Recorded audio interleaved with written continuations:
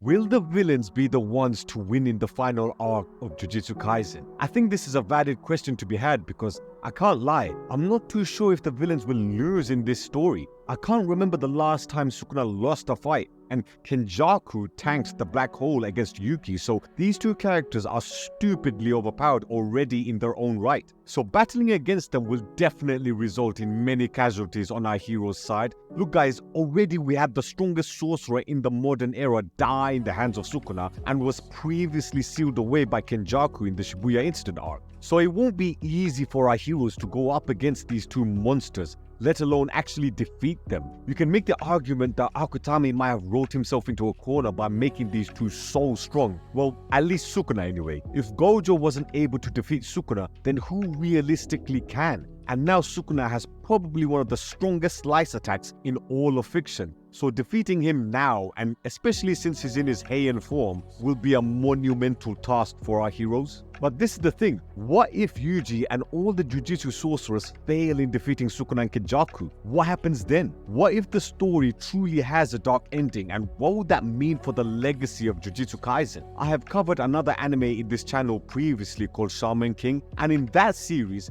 the character who was the main villain in that story ends up winning in the end. He does end up becoming the Shaman King, which was his endgame goal. But he became a good guy right at the last seconds thanks to literally his former friends and of course his family, with his mum being a pivotal part of his reform back to becoming a good guy. Will we see something similar like that in Jujutsu Kaisen? Before how the main villain in Shaman King became a good guy, all the characters, regardless if they are the villains or the good guys, always mention the kindness in Hao's character. In Jujutsu Kaisen, we are seeing something similar in chapters 236 and 238. There are characters like Gojo and Kashimo talking about loneliness and love, trying to humanize Sukuna by saying due to Sukuna being the absolute strongest of all, he lives a life of solitude which brings about the loneliness and the lacking of love and affection in his life. In another anime called Fairy Tail, a sensei figure whose name is Makarov talks to a stray wizard and is trying to recruit him into his guild. That wizard's name is Gargiel.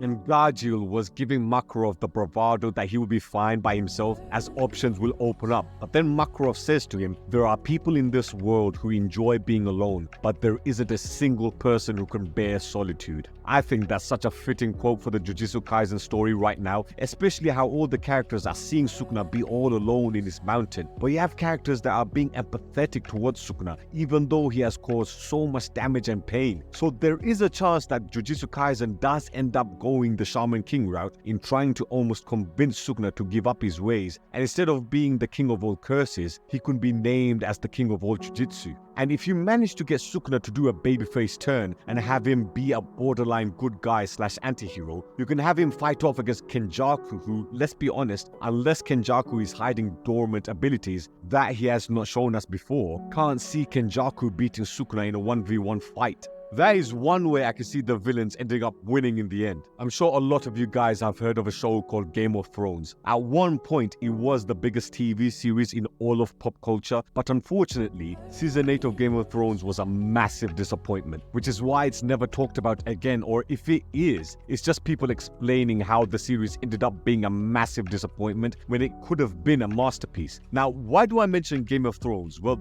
a lot of people also thought that Game of Thrones will also have a dark ending. Just like Jujutsu Kaisen, Game of Thrones also kills off its most popular characters. We had the main character in the first season, Ned Stark, dying in the first season, and we had Robb Stark, who was portrayed as the main hero fighting off against the Lannisters, being killed off in season 3. There are many more characters that I can mention, but these two characters are fan favorite characters, and in Jujutsu Kaisen, Nanami and Gojo, who also died, are also big fan favorite characters as well, which is why I'm comparing the two series. In Game of Thrones, the biggest threat to our characters was the Night King and his army of White Walkers and Whites, who are basically zombies made of ice. And the only way to kill these monsters is by using specific materials and weapons in the story, which are dragon glass and Valyrian steel. Now, in season 8, long story short, the Night King gets stabbed, which results in all the Whites and White Walkers dying, making it very anticlimactic and a disappointment to put it mildly. But in my opinion, this was a massive mistake. I think Game of Thrones is the only TV series that could have gotten away with having a dark ending. If the Night King and the White Walkers ended up winning the Battle of Winterfell in episode 3 of season 8, which would then add all the Starks like Jon, Sansa and Arya, along with Daenerys and the other big name characters, to become White Walkers and be part of the Night King's army. They would then go down the country and take over the realm and destroy the Seven Kingdoms, along with Cersei in King's Landing. Now, as dark and messed up as that ending is, wouldn't you guys who have watched Game of Thrones prefer that ending than the one that was given to us? What I'm trying to say is, sometimes, is it really a bad thing to have a dark ending to a story? If the Night King ended up sitting on the Iron Throne, I would be horrified but excited at the same time. Like, for the author to have the guts to end the story in such a bleak manner will be a shock to the system. But the thing is, the dark ending is also a realistic ending. That's why as a viewer you wouldn't mind it. Look at Avengers Infinity War. Thanos won in the end. He snapped half of life in the universe out of existence. That's as dark as an ending as you can get.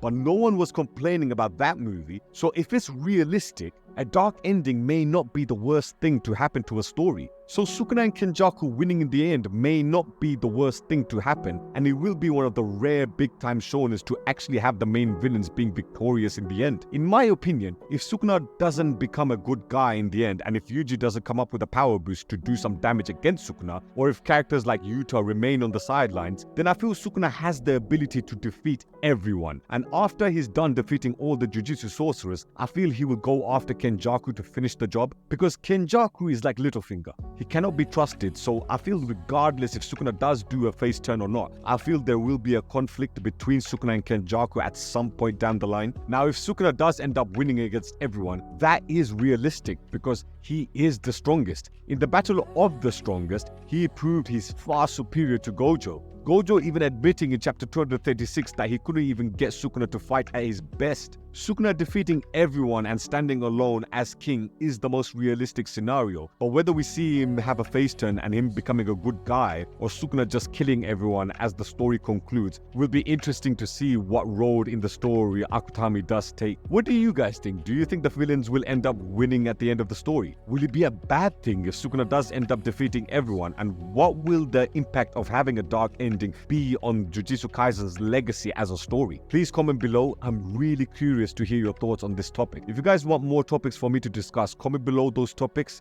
and I'll try and make a video on them. But as I always say, don't forget to subscribe to the Shaman Tribe.